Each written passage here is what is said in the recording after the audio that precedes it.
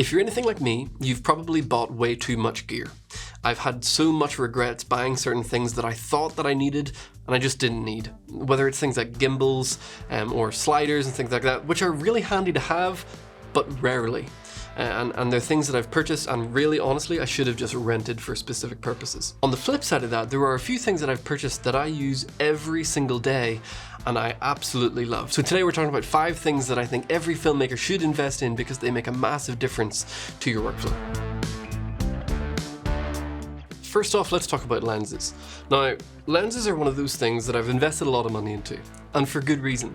You see, lenses are one of those things in your toolkit that actually make probably some of the biggest difference to your image. I was demonstrating this in my last video when I talked about how some people spend way too much money on their camera body and not enough on their lenses, and showing a sort of before and after of spending more money on lighting and lenses and less money on a camera body. And I definitely recommend investing in different types of glass because different lenses are used for different purposes. And you never know when you might come across a situation where you don't have the lens that you need for a shot. So I like to try and have all of my focal ranges covered in a variety of different manners.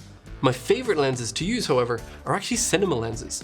Now this is the Makey full frame Cine series. You're watching the 35mm, this is the 85mm. They're a T2.1, they are beautiful, beautiful lenses. I've used these for a couple of music videos that I've filmed, and the quality out of them has a beautiful vintage soft look to it. The housing and the feeling of the actual lenses is phenomenal. They feel really, really nice in the hands. When you compare them to something like the Rokinon Cines that are plasticky and cheap, they get the job done. They're budget friendly, but these just feel substantially better in the hands. These lenses are probably some of my favorite lenses that I've ever filmed with. On the flip side of that though, are lenses like this. This is a vintage lens for a couple of reasons. The image that you get out of them have a very nostalgic, filmic look. I know that's kind of one of those buzzwords, but it's got a very cool sort of vintage look to it. And also the price. So for example, a lot of the shots you're watching right now are on the Helios 44, a classic lens you can pick up anywhere from $50 to $100. But this is another lens that I actually really enjoy, and it's a Sologar 45 to 150 macro lens, f3.5 the whole way through. You can get this on eBay for $20. Really cheap. It's pretty hefty. It's all metal. It's got super smooth focus ring and aperture ring and focus ring. The aperture is clicked. Everything just feels really good in this lens, and it looks really nice. And for $20, I think it's a lot of fun. I took this out to the Rockies a while ago and was just taking some photos out there just with vintage lenses, just to see what kind of quality I could get, and it was just really fun to use more than anything else. So if you're new to photography or videography, you have a very limited budget, old manual vintage lenses are a fantastic way to go because you can get really cool image quality out of these for an incredibly low price. On the flip side to that, autofocus lenses are great. If you're running and gunning on a Sony or a Canon camera with fantastic autofocus, or like the new Lumix cameras, do invest in autofocus lenses. I wouldn't go only manual focus, definitely get some autofocus lenses. But for me, I think learning manual focus on Cine lenses, learning how to use it properly, really teaches you a lot as a filmmaker and is an incredibly handy thing to have. So if you've maybe bought really expensive cameras and you're just using cheap lenses and really frustrated with the quality that's coming out of them, it's probably because the lens is the thing that's going to really make the difference in the image that your camera is capturing. Next, let's talk about lighting. And specifically, I'm going to be recommending the Aputure Amaran series of lights. I know Aputure get talked about all the time, especially their Lightstorm series, the 120D or the 300D, all these options, and they're very expensive. So if you're a beginner, you're just getting into things, I really cannot recommend these Amaran series of lights enough. For example, in this shot that you're watching right now, I'm using 3 of Aputure's budget lights. That's the 100D is my key light, 60D over here, which is doing this, which we're going to talk about later, and a B7C over here, just as an accent light, and it's RGB and can change color temperature, so I can kind of do whatever I want with it, which is really handy. They have never failed on me. I use these every single day in our office, in the studio space. They're here every single day, running most of the day.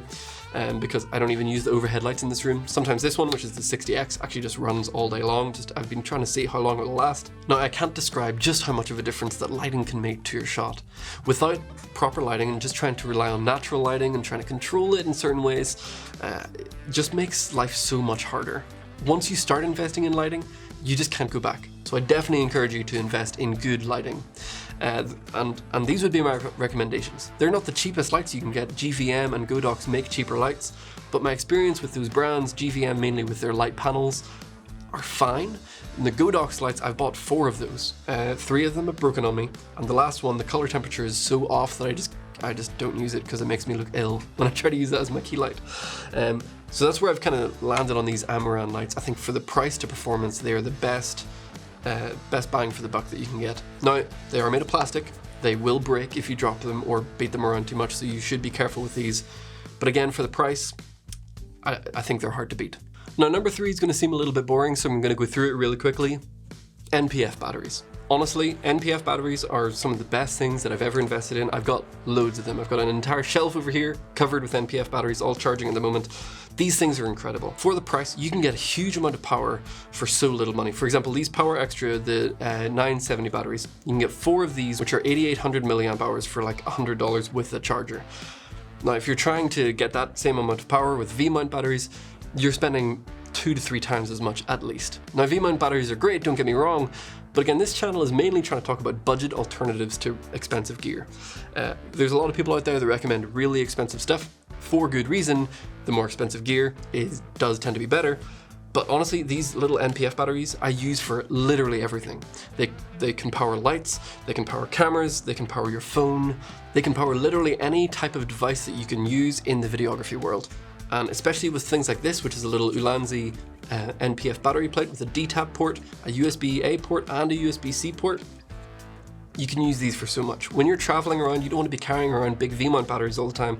Sometimes just packing a few of these smaller batteries and maybe a couple of these little NPF battery plates, you can do so much with. These sorts of batteries have saved my life countless times when things have died on set and I've needed to rush out and grab something quickly. They charge quickly, they last a long time, and again, you can get ones this size. Super small little batteries. These will last a whole lot longer than most of the batteries that you have inside of your camera.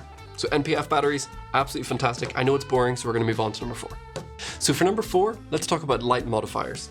Now, when you think of light modifiers, you probably think of something like this. This is like a giant, I'm barely gonna fit in the frame. This is a huge softbox, a Bowens mount softbox that you stick on the front of the light. Fantastic. Highly recommend these. This one's massive. I'll stick this one and all the stuff that we're talking about in the description, which are affiliate links, by the way. Really helps out the channel if you use those, so I appreciate that. This one is massive, works fantastically, and I think I got it on Adorama for like $40. And it's huge. Honestly, the main problem with this one is just finding a place to store it. One of my other favorite options for modifiers is actually what we're using right now. And that's one of these. This is a big rectangular softbox, kind of hard to see because I can't fit it in the frame because this studio is quite small. These are by Godox. It works great. It's just a big rectangular softbox. I'm using one right above the camera, and I think it gives me a nice soft light. I've got a grid on this one, just makes it a little bit more controlled. And I use these all the time, especially for accent lighting or just filling in a little bit on the side if I wanted to be a softer light. These things are fantastic. You can get 2 of these for about $90. They come in handy all the time, and I think, again, you're looking at one of those right now. I think it gives a really nice soft light.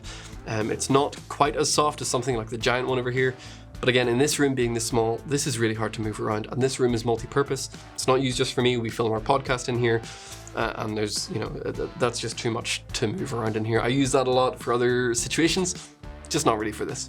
Now, the last modifier I want to talk about is actually called a snoot, and it is what is making this pattern on the wall here. It's a large piece that attaches to the front of your light. It's got a Bowens mount attached to it, and this one is by a company called Wellmaking.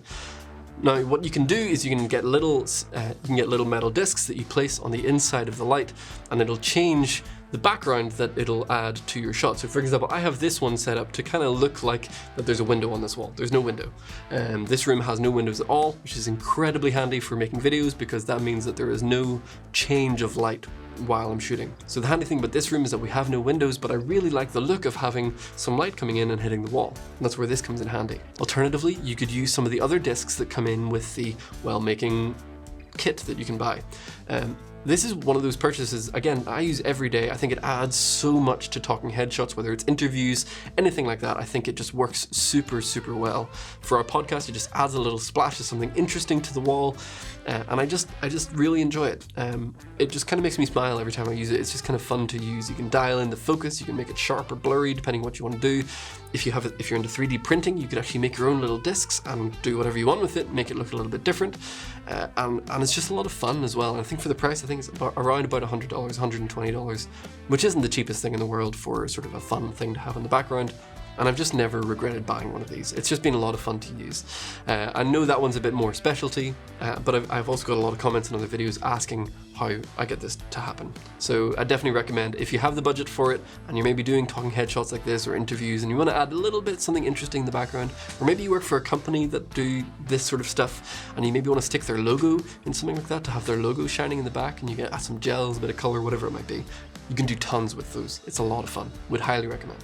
Now, the fifth thing on this list is honestly one of the best things I've ever purchased in my videography career.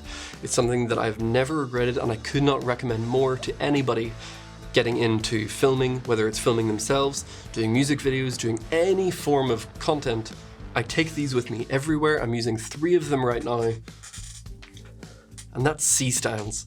I understand that C-stands are boring, but don't click off just yet. I held off on purchasing a C-stand for a long time. They're about $100 for the cheapest ones that you can find on Amazon, $100 to $200. Typically you can get a pack of 2 for about $200, $220, and that's usually the cheapest way to get them. And I just kept holding off, and I just refused to buy them because I'm not spending over $100 on a stand. That just seems ridiculous. And eventually I started using heavier lights with big soft boxes, big modifiers, and the smaller light stands that I was using just could not keep up, couldn't hold the weight. And I was like, you know what, I've got to do it. So I hopped on Facebook Marketplace and I bought my first C-stand for about $50 on Facebook. And since then I've bought 5 because I cannot get enough of these stands. They are useful for everything. Buy a couple of sandbags to go with it to hold things down. But every music video I've done, every interview that I've done, every podcast that I've filmed, all of those things, C-stands have been the absolute MVP of holding everything together. You can rig up clamps and attachments to them to hold cameras, microphones, boom arms, lights, director's monitors, everything that you can possibly think of. C-stands are the way to go. I did a music video not that long ago where we rented out this huge warehouse and we got to film a lot of stuff in it, and we used a lot of really expensive gear, and I think we had about 10 to 15 C-stands, and it still didn't feel like enough. These things are absolutely incredible, and I cannot recommend them more. So that's kind of my list. I know that some of them are kind of boring. I know some of them are more exciting. Buying lenses and lights is far more exciting than buying batteries and C-stands, but sometimes the boring things to purchase make the biggest difference in your workflow. And honestly, once you start getting into things like that, it's really hard to stop. It's kind of sad I'm at a point where I get excited about batteries and stands, but that's kind of what happens. But I want to hear from you. If you're a more seasoned videographer and you have your own list, I want to hear the things that you think are the most valuable in your toolkit in the comments down below. If you disagree with any of my list, please let me know. I want to hear from you. And if you're interested in getting any of the gear that I've talked about today, I'll leave affiliate links in the description down below. I'd really appreciate it that if you're buying any of this stuff, to go through the affiliate links. It really helps out the channel. I'm actually going to do a video talking about the difference that affiliate links can make and how much money you can make through those, because I think that's something that people don't talk about enough on YouTube. So if you want to see stuff like that, let me know down below. Leave that comment, drop a like while you're down there if you're still watching this video, and maybe even subscribe as we continue to build this channel. Thank you all so much for watching. I hope you have a wonderful day.